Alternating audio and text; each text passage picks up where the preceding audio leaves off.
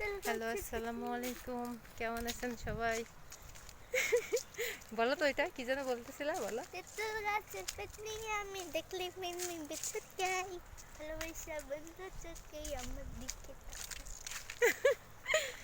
এই এই আমি যতক্ষণ বোরকা পরে রেডি হচ্ছে ও ততক্ষণ ওই একই কথাই, আর কোনো কথা নাই। আজকে 2-3 দিন ধরে, তাই না কাকা? ওই একই কথাই।